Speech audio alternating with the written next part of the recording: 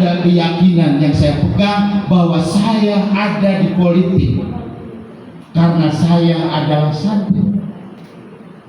Ketika saya di politik karena kesantrian, berarti saya membawa paham Ahlussunnah wal Jamaah sebagai ideologi saya. Ketika saya membawa paham Ahlussunnah wal Jamaah, maka di situ ada umat Ahlussunnah wal Jamaah. Ada urusan tarbiyah, ada urusan muamalah, dan urusan yang lain-lainnya yang harus saya perjuangkan. Tapi kemudian saya ketemu dengan hal yang berbeda. Maka apa yang terjadi? Kok kemudian tarik-menarik? Tapi alhamdulillah setelah 2 tahun kompromi itu berhasil. Dan saya baru laporkan hasil. Ketika kemudian saya sebagai santri dan saya kesantriannya akhirnya ada di dunia politik, karena saya tidak mungkin ada di dunia politik kalau saya bukan santri. Dan saya ada di dunia politik Thariqah Syiah karena kesantrian saya. Kenapa kesantrian saya? Karena saya memahami, saya sulit membantu kawan-kawan, sahabat-sahabat saya keluar dari kemiskinan, keluar dari kebodohan kalau saya hanya berpangku tangan di luar pemerintahan karena saya tidak bisa mengakses APBD. Maka saya sulit mengakselerasi itu. Karena itulah saya masuk. Ketika saya baru jadi anggota DPRD, tiba-tiba pondok pesantren dan kiai-kiainya di-framing luar biasa, sampai kemudian dianggap sebagai kiai tukang ada tiba. Kawan-kawan sudah lupa ini. Sama-sama lupa nggak ini di awal-awal begitu? Masih ingat nggak? Syukurlah kalau masih ingat. Gelombang itu nggak berhenti. Terus menerus diopinikan, terus menerus diomongkan, sampai kemudian menjadi persepsi publik, sampai publik memandang kita menjadi masyarakat yang jihad. Padahal para ulama dan para kiai kesepakan anak masyarakat dibayar, digaji, ngadidik masyarakat supaya iman dan takwa, supaya pintar. Tapi negara harus dibantu untuk penangan mungkin, malah nggak goreng para ulama di kiai. Apa kemudian yang saya lakukan? Saya datangi beliau ke rumahnya, saya datangi beliau ke rumah dinasnya, dan saya pinta kepada beliau, saya mohon dengan sangat, lamun can bisa ngabantuan atulah goreng.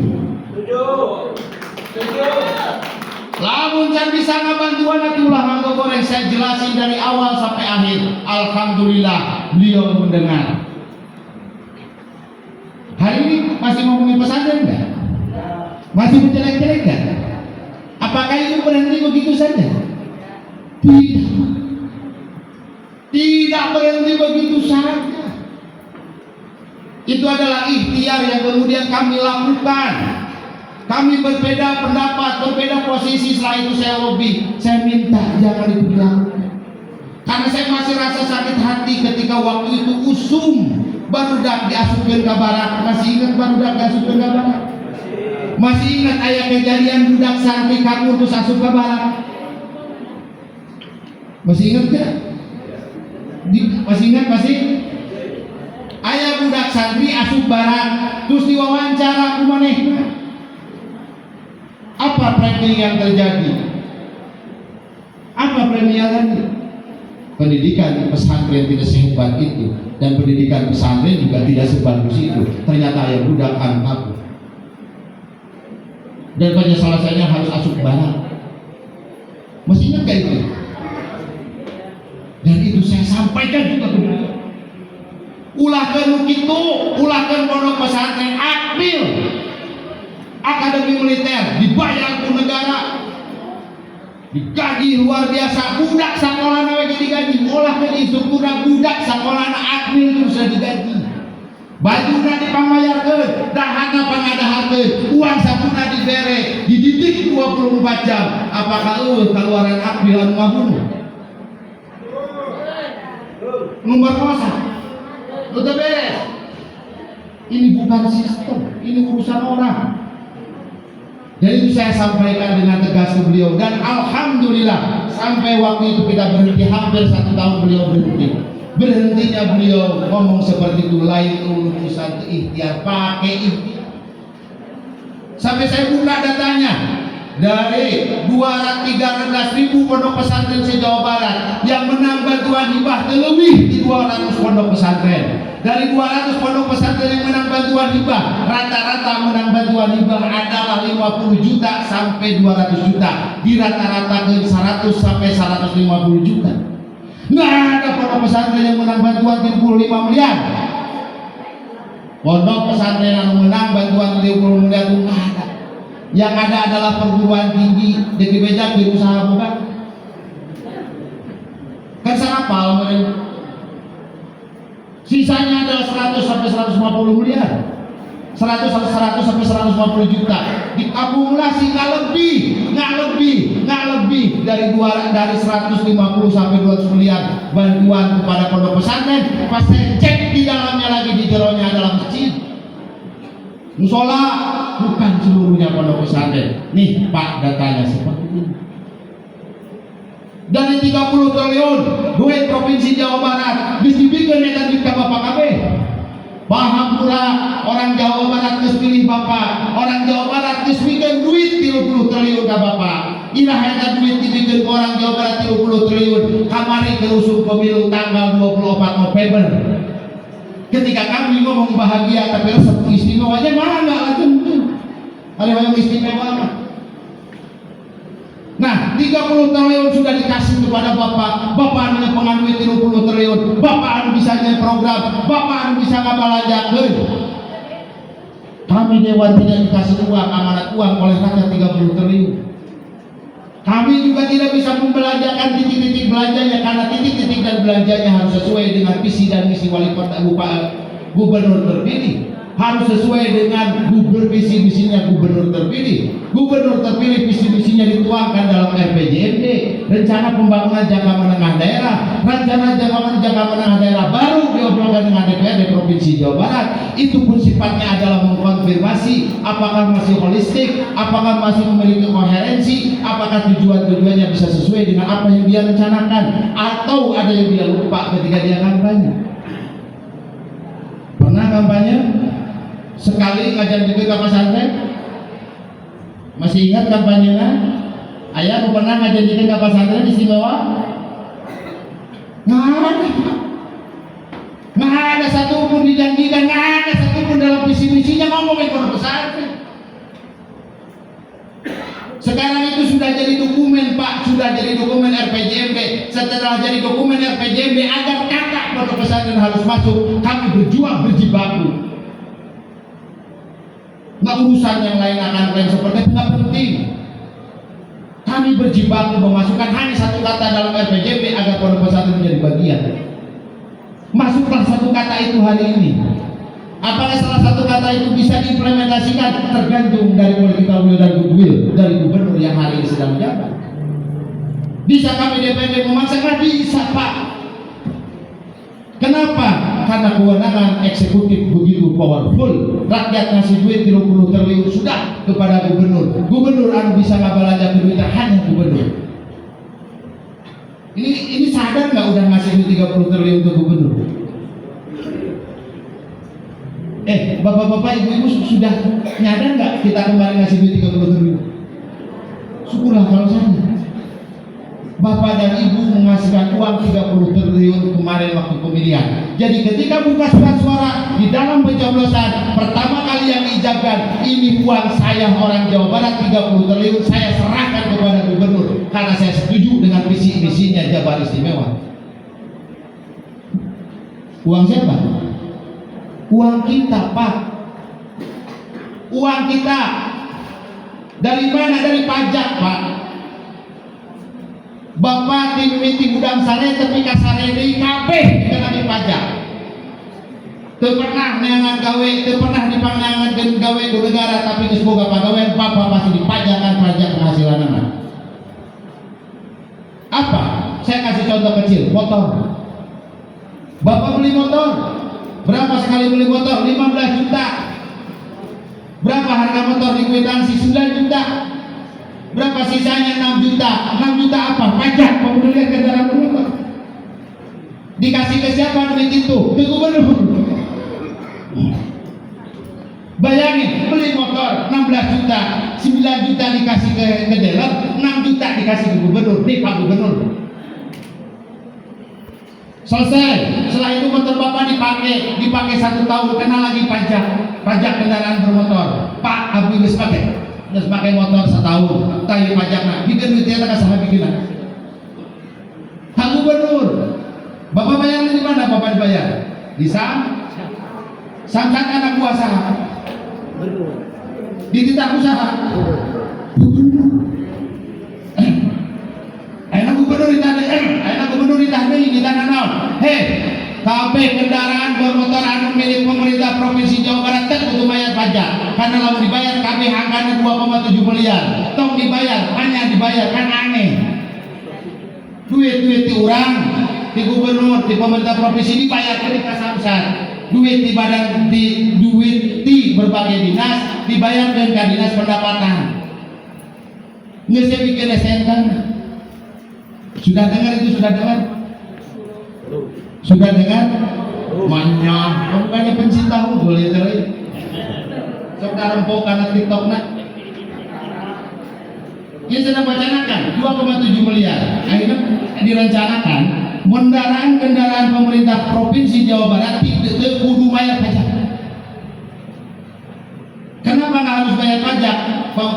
Mobil anu pemerintah dibayar ka gubernur, mobil anu bogana gubernur dibayar ke gubernur, pakai di gubernur, cek gubernur lieu teh, cek gubernur lieu geus kitu kan bayar eta 2,7 miliar teh geus we bayarkeun ke karena kepentingan anu lain. Saya setuju. Apa yang saya sampaikan di momentum ini? Saya ingin sampaikan Bapak anu nitah bayar pajak jeung ngumpulkeun pajak teh ngaranna gubernur. Lamun kamu punya presiden, batur lagi, gitu. Nah, uang itu dari tadi motor, mesti pakai motor tiap tahun dibayar pajaknya dibayar ke gubernur lewat Samsat. Geus kitu motor datang 5 tahun dipakai keneh bayar deui meuli kalengna. Asup ka Indomaret, ka Alfamart, ka mana wae kudu bayar parkir. Geus lamun motor teh rusak, terus diservis, lamun diservis beli order deal teh. Beli order deal geus dipajakan di jalur PPN jeung PPN. Dan saya sampaikan Pak, pakaian yang Bapak pakai hari ini, makanan yang Bapak Ibu Bapak makan hari ini, rokok yang Bapak dan Ibu rokok hari ini, tidak ada 1 rupiah pun yang tidak ada PPN-nya. Rokok bea cukainya ditambahan jeung pajaknya. Rokok boleh parah yang kedua. Bea cukai dibayar ke pusat, pajak cukai dibayar ke provinsi, pajaknya dibayar ke provinsi 2 kali. Sekarang air minum dengan PPN-nya setorkan ke pusat. Artinya apa? Artinya tidak ada 1 detik pun kita tidak mengeluarkan uang untuk kepentingan bangsa dan negara ini. Dan uang itu dikumpulkan oleh mereka dan kita serahkan uang itu. Kapan kita menyerahkan uang itu? Waktu pemilu. Dibuka surat suara, abdi setuju dengan gagasan Jabar Istimewa, maka bikin abdi rakyat Jawa Barat senilai 30 triliun abdi pasrah ke Kakang Deddy Mulyadi. Rek dipakai naon, maka abdi setuju rek dipakai sesuai dengan visi Jabar Istimewa. Anu isi Jabar Istimewa Dewan Provinsi itu.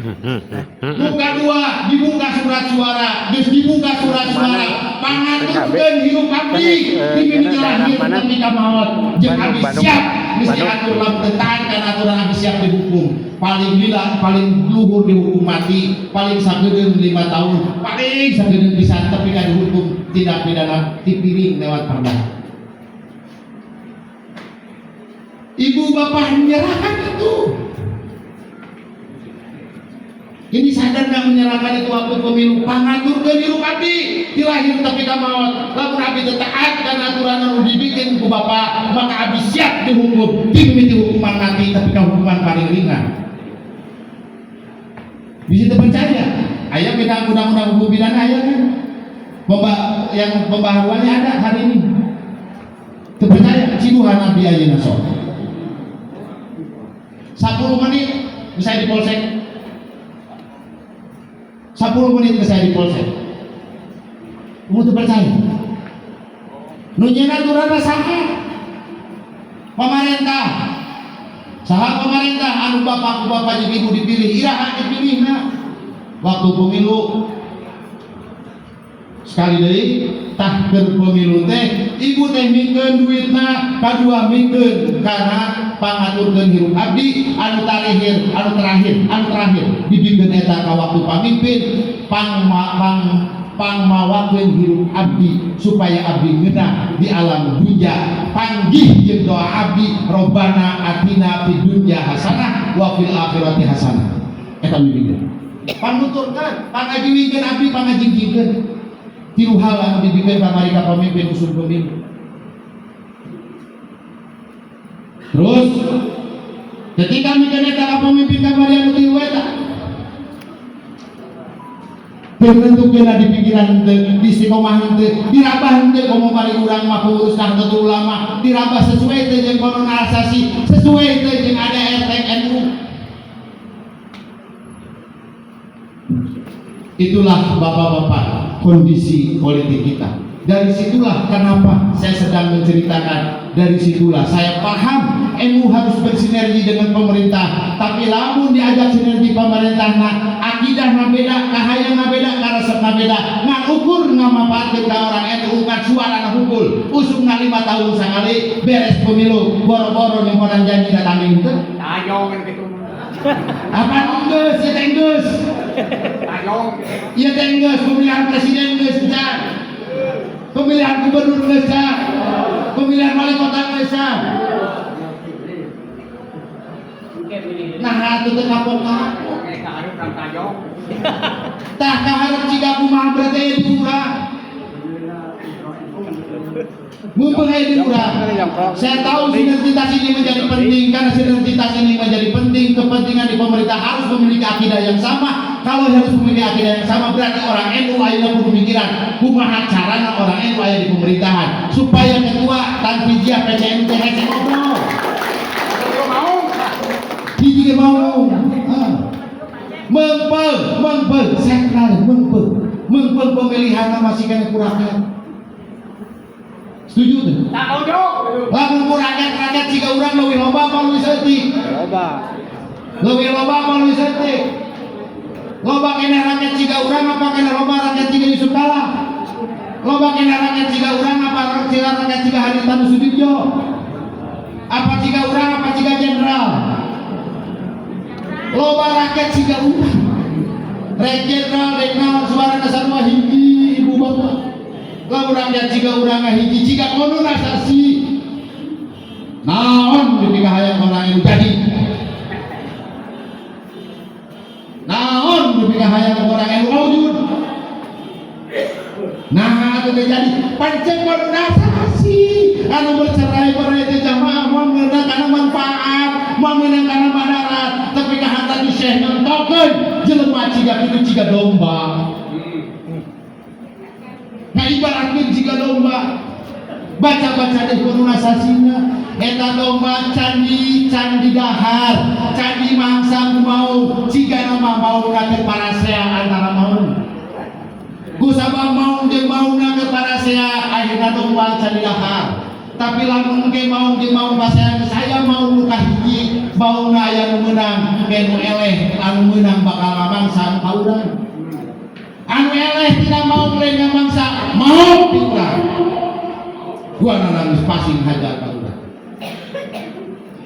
ibu bapak kunaon atuh nyarioskeun ciga hiji dasarna lain urang sadayana diamanatkan ku Hadratus Syekh lain urang sadayana diamanatkan ku Hadratus Syekh ngajaga umat-umat urang utamana Ahlussunnah wal Jamaah dia utamana orang-orang Islam anu jika muslimat tatayat diharana biara rajar anu rariku hirupna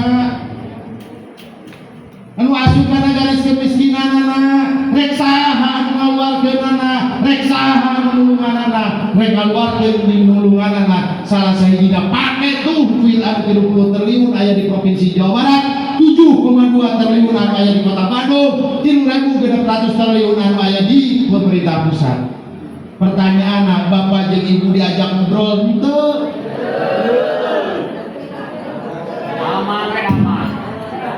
kan teu pernah diajak ngobrol, jadi diajak diskusi, diajak ngobrol cek amanat undang-undang saha diajak ngobrol. Hiji anggota DPR RI dan pemerintah pusat. Dua anggota DPRD Provinsi Jawa Barat namun di tingkat provinsi. Tilu anggota DPRD Kabupaten Kota tingkat kabupaten kota. Posisi lagi ngerekam terlibat dalam proses apa? Dalam proses.